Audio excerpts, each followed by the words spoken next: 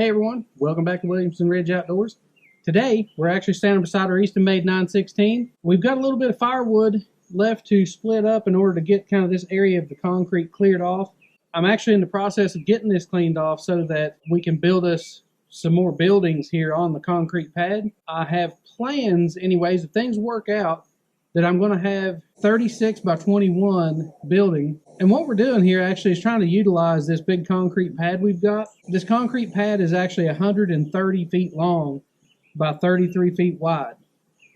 Now our little buildings and stuff that we're getting is actually going to be like our existing building, and it's just one of those little metal carports. The deal is, you know, with those right now seem to be about the cheapest way to go in order to get square footage or cubic footage even for storage, like stacking our hay underneath. I need to be able to get my tractor and some of my equipment and stuff back underneath the shed, but I can't do that because we store our hay underneath that shed. I got out here and was getting ready to split some wood, and it dawned on me that I haven't changed the oil in our EastonMade 916 this year yet. So I was like, you know what? I'm going to do that real quick because this is really like a 5-minute job. It's not a big deal at all. In fact, the longest part of this is probably warming up the engine to kind of get that oil warmed up so it'll flow out. So let's jump in there and get this oil changed. This particular splitter has the Honda GX340, but this process would be very similar for pretty much all small engines like this.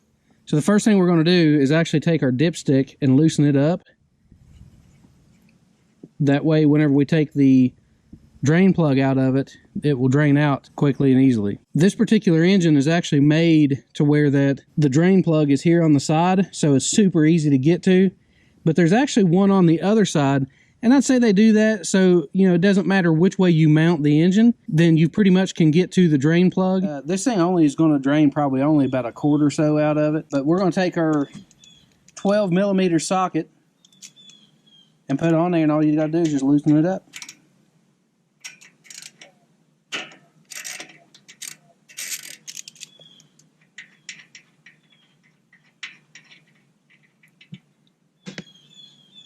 Ooh, make sure you don't lose the washer that comes off of it.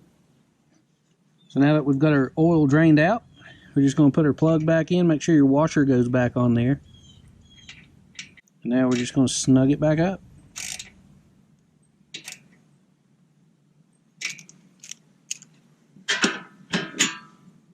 So it's a little tricky getting a funnel into this, but this big long funnel actually tends to work.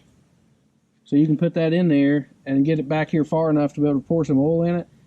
But it is still, it's not at a real steep angle. So just be careful when you're filling it up not to let it run out the wrong side. And another thing too, make sure to clean your funnel out and get any of that loose debris and stuff out of there.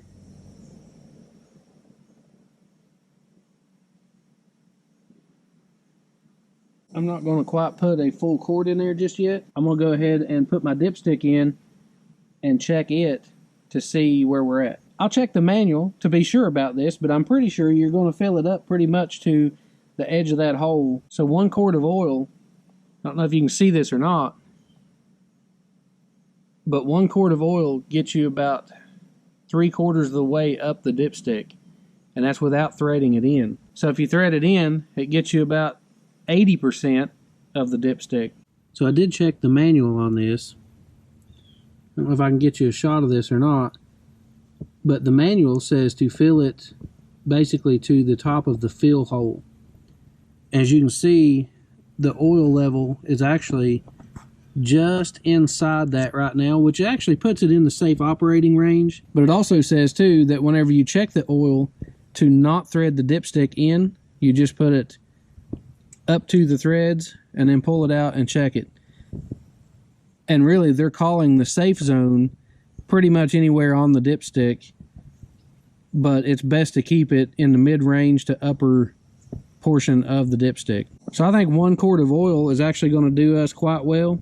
As you can see, the oil right there, pretty much there at the edge of the hole, we're pretty close to it. So we're going to leave it there. That's where we're going to put it. It takes exactly 1 quart to put it there.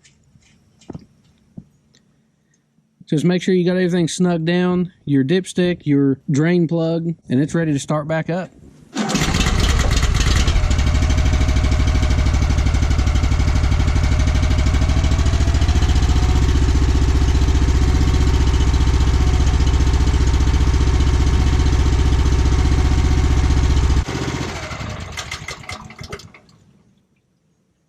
Alright, so everything's sounding good.